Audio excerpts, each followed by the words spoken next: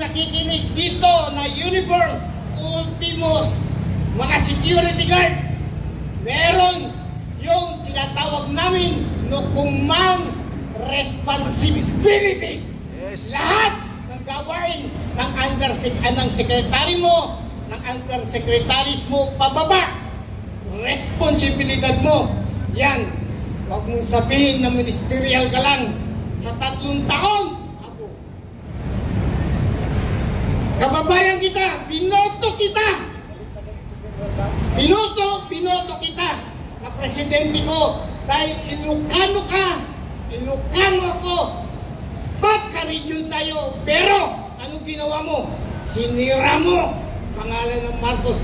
Binigyan ka ng pagkakataon ng Diyos.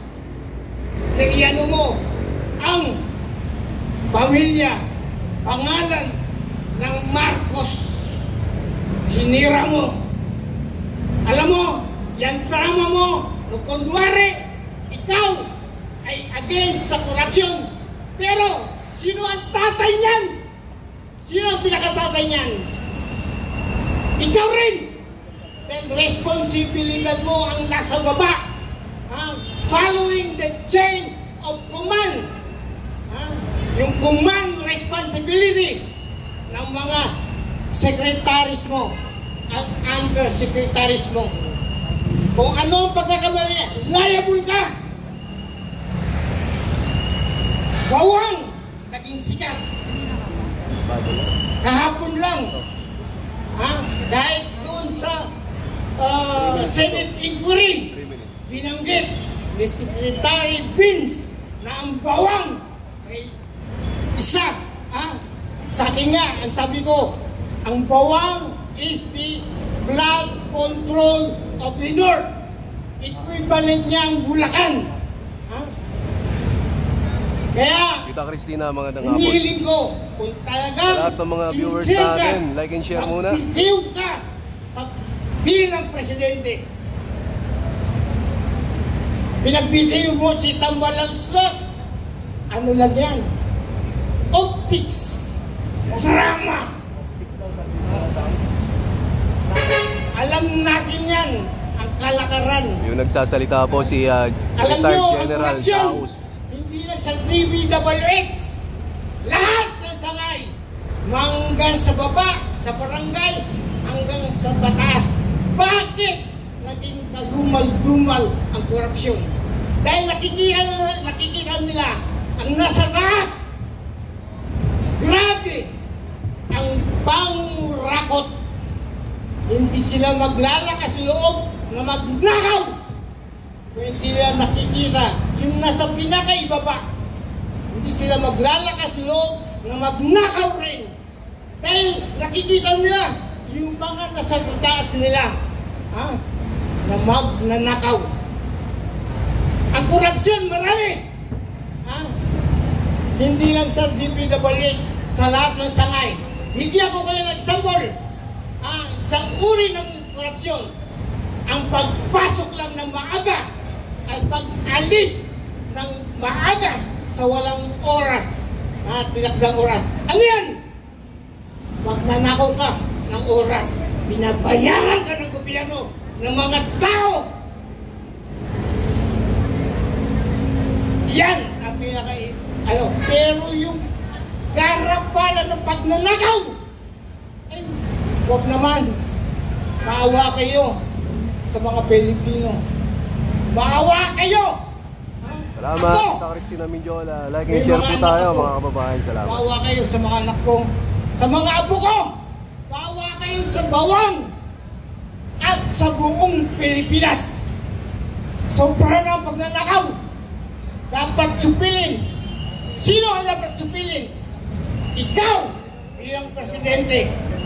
Huwag kang mag-resign ka na. Nakakahira ka. Magandang hapon. Sana po magising kayo. Kayo, nakapwa ko uniform force noon. It is your constitutional duty. Meron tayong sinasabing you follow the chain of command. Yes, you follow that.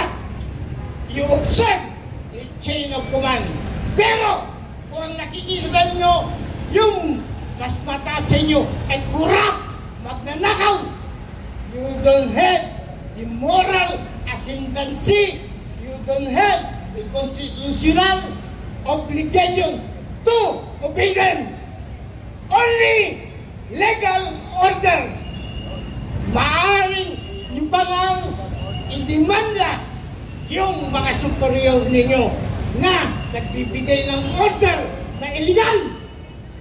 Remember that, my fellow uniform personnel.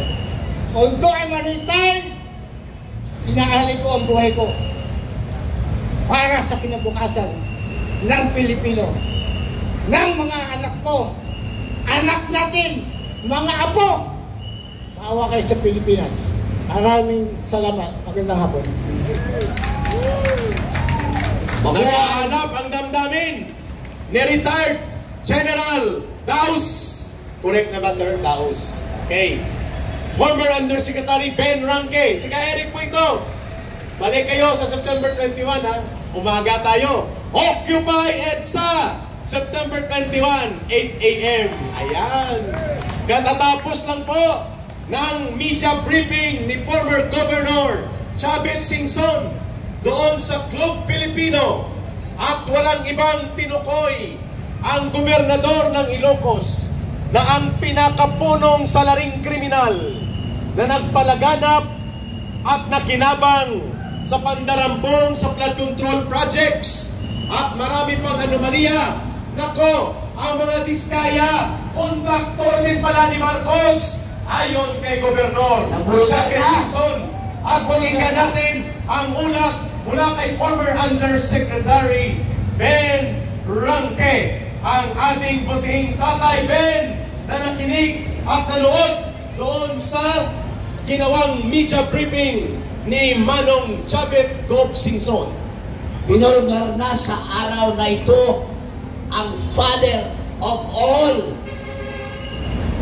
magnanakaw sa pira ng gabang ng bayan.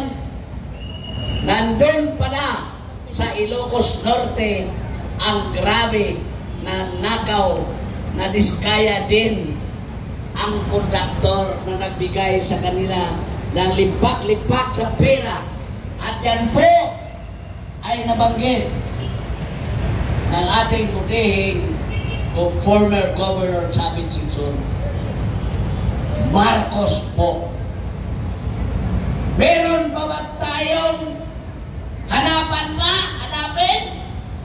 hanapin ba natin kung sino ang utak, mastermind ng mga pagnanakaw sa pira ng taong bayan na imbes sa flood control, doon sa fund control.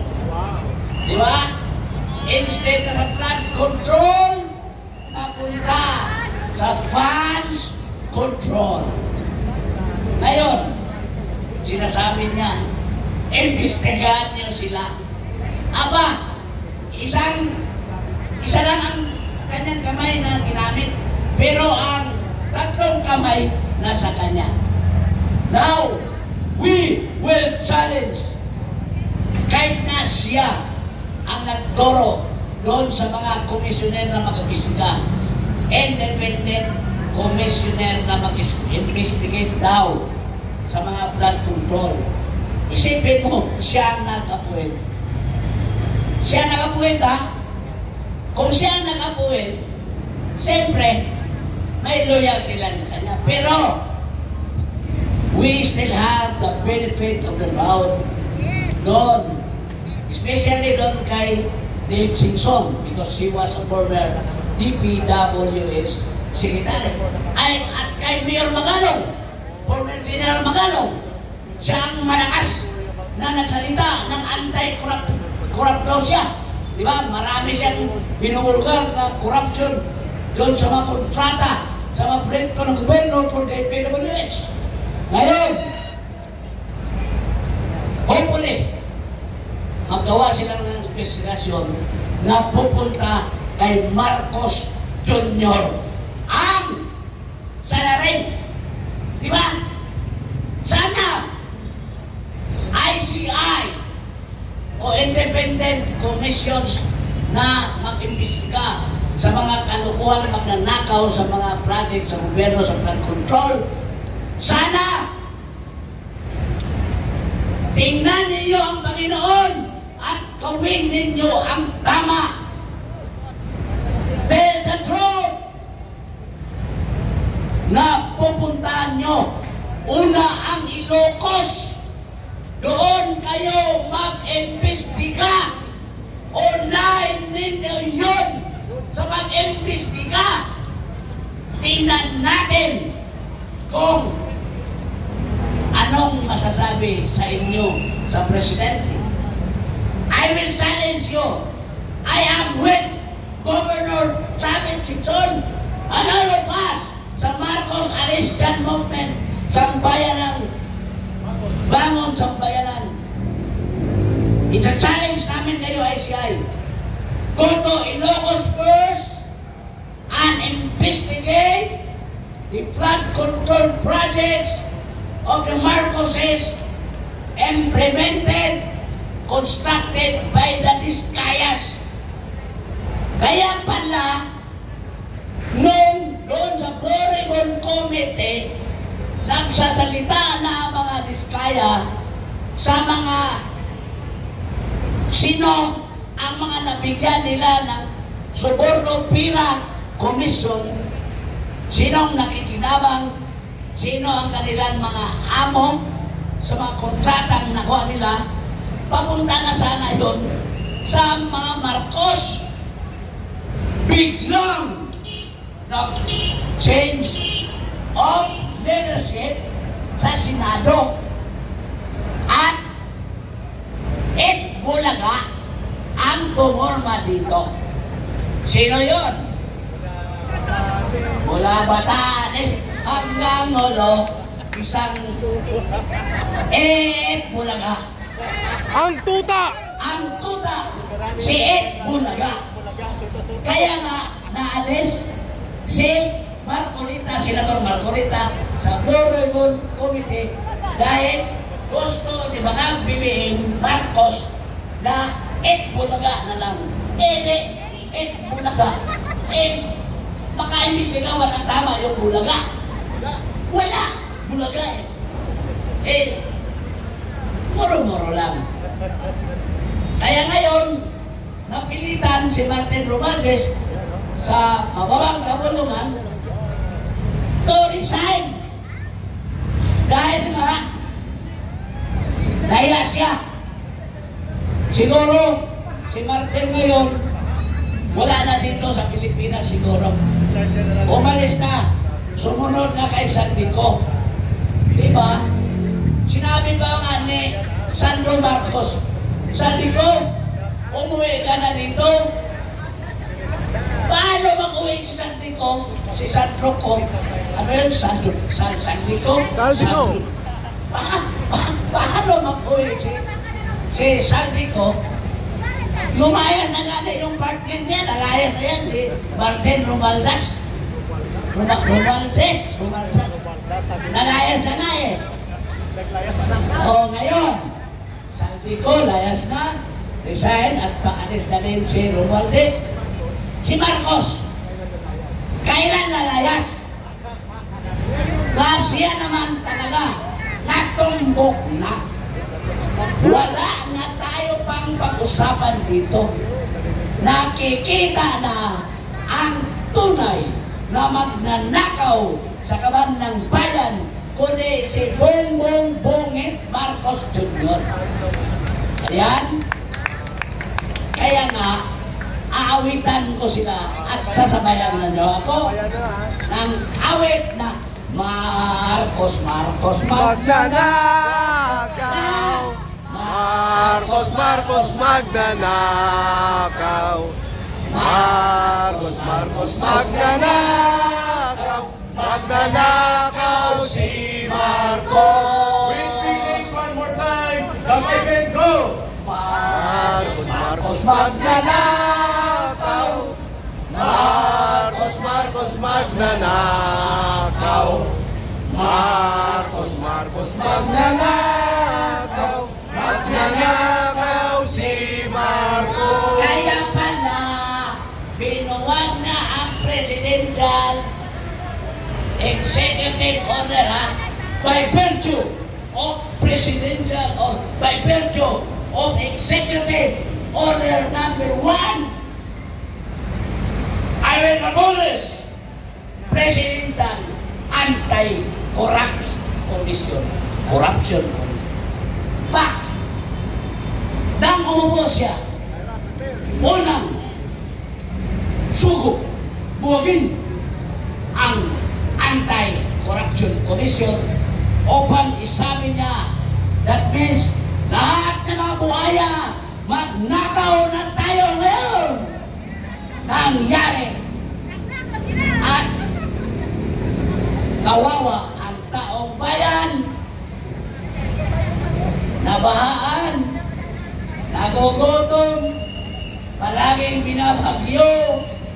Alam, wala nang into sa bagyo dito. Di ba?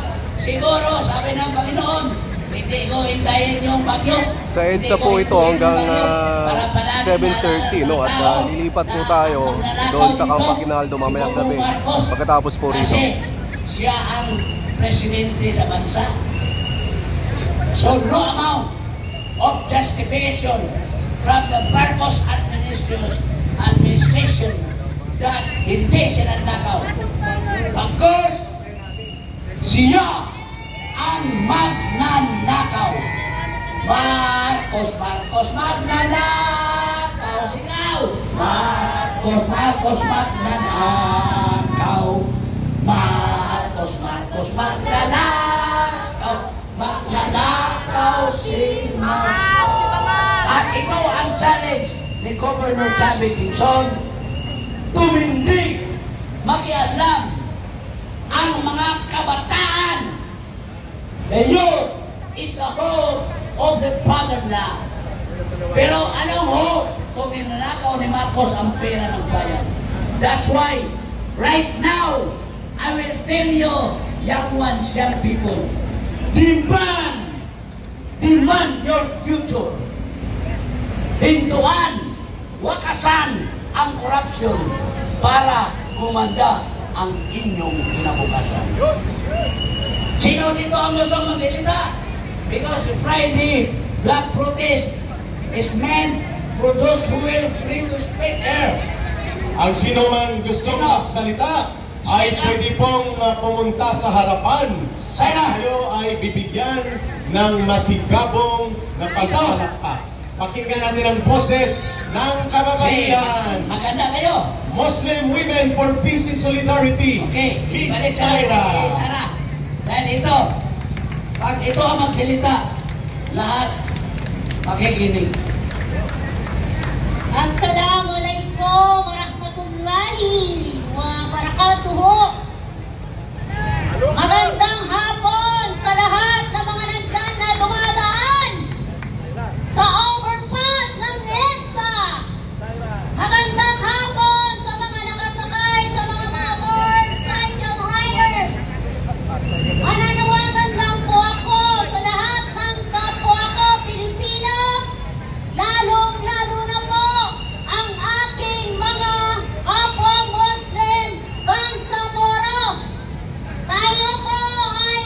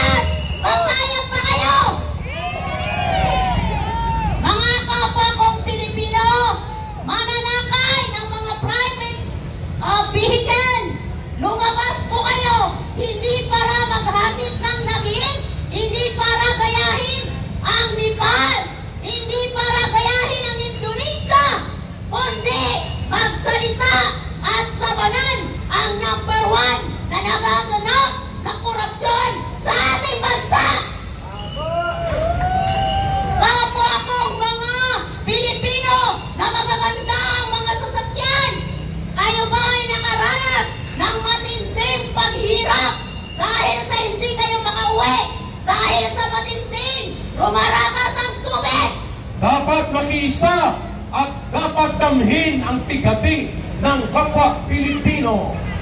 Sa mga estudyante na mga nag-aaral, na alam ko na kayo ay nanonood at nakakakita ng mga post sa iba't ibang platform sa social media, maglabas kayo ng tunay na laban.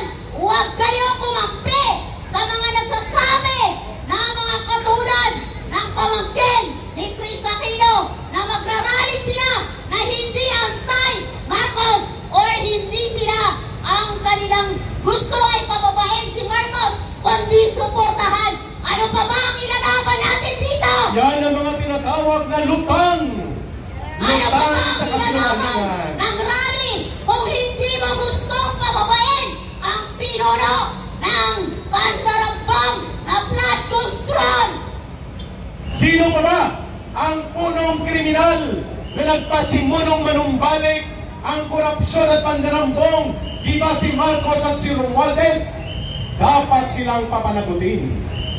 Sa aking mga kababayan, mapaano mang klaseng relihiyon ang inyong minamahal na sinasampahan, lumabas po kayo!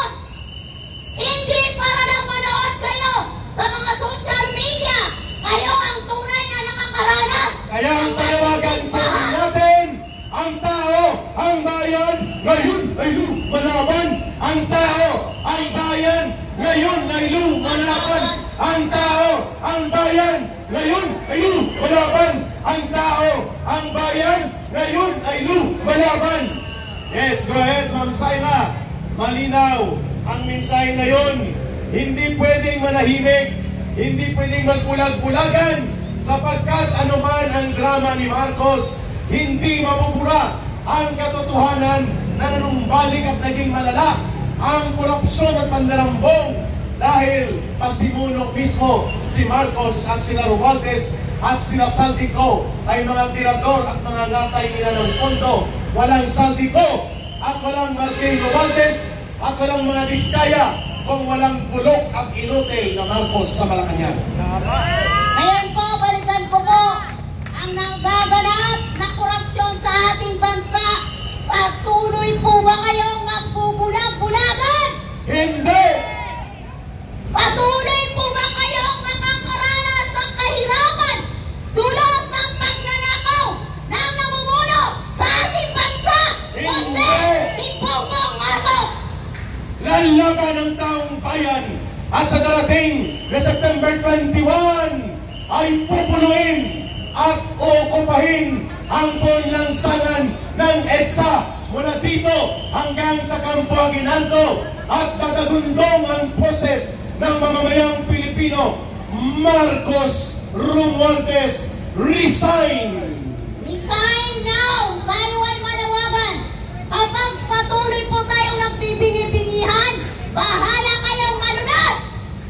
At hindi tayo papayag na hindi tayo maniningil at pabawiin ang dinambong na kayamanan na pinagpapasasaan nila habang nagugutom at nalulunod sa kumunoy ng kahirapan ng ating bayan.